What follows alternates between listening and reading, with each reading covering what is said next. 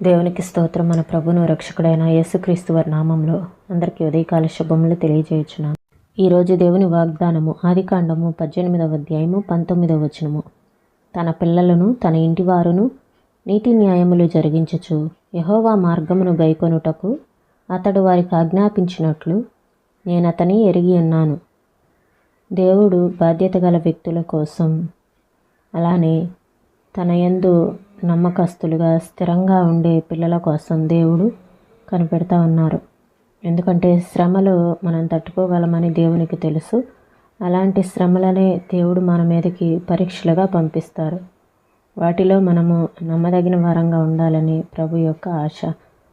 బాధ్యత గల వ్యక్తులు దేవునికి కావాలి. అబ్రహాము గురించి ఏమంటున్నాడో చూడండి. తన పిల్లలకు అతడు ఆజ్ఞాపిస్తాడని నాకు తెలుసు. ఇది యెహోవా దేవుడు అబ్రహాము గురించి చెప్పినది, అతనికి కలుగజేయనట్లు చేసినది. దేవుడు నమ్మదగినవాడు. మనం కూడా అంత నమ్మకస్తులుగా స్థిరులుగా కావాలని కోరుతున్నాడు.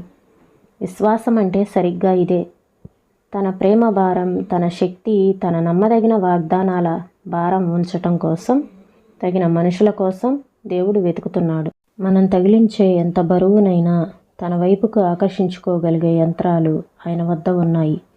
కానీ దురదృష్టవశాత్తు మన ప్రార్థనలను దేవుని యంత్రాలకు కలిపే ఇనుప తీగ బలహీనంగా ఉంది. అందుకే దేవుడు మనకు స్థిరత్వాన్ని, దారుఢ్యాన్ని చేకూర్చటానికి విశ్వాస జీవితంలో శిక్షణనిస్తున్నాడు. మన పాఠాలను సరిగా నేర్చుకొని స్థిరులై ఉందాము. శ్రమను నువ్వు తట్టుకోగలవని దేవునికి తెలుసు. అలా కాదనుకుంటే ఆయన ఆ శ్రమను నీ మీదికి పంపించేవాడు కాదు. శ్రమలు ఎంత తీవ్రమైనవైనా ఆయన మీద నీకున్న నిరీక్షణే వాటికి జవాబు. దేవుడు మన శక్తిని ఆఖరు అంగుళం వరకు కొలిచిన తరువాతే దానికి పరీక్ష పెడతాడు. ఆయనలో మనకున్న శక్తిని మించిన పరీక్ష ఎప్పుడూ మనకు రాదు.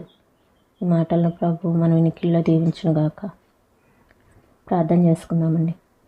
స్తోత్రం తండ్రి, పరిశుద్ధుడా, ప్రేమ కలిగిన దేవా, మీకు వందనాలు చెల్లిస్తున్నాం ప్రభు. మమ్మల్ని క్షేమంగా కాపాడుతూ వస్తున్న విధానాన్ని బట్టి మీకు వందనాలు చెల్లిస్తున్నాం ప్రభు.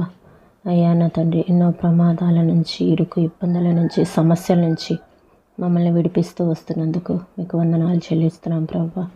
అయ్యా, మీరు నమ్మదగిన వారు కనుక మేము కూడా నమ్మకస్తులుగా స్థిరులుగా కావాలని మీరు కోరుతున్నారు ప్రభు. అయ్యా, మేము తట్టుకోగలిగిన శ్రమనే మీరు మాకు ఇస్తారు. అయ్యా నా తండ్రి, ఆ శ్రమలు ఎంత తీవ్రమైనవైనా మీ యందు మేము నిరీక్షణ ఉంచడానికి మాకు సహాయం చేయండి తండ్రి.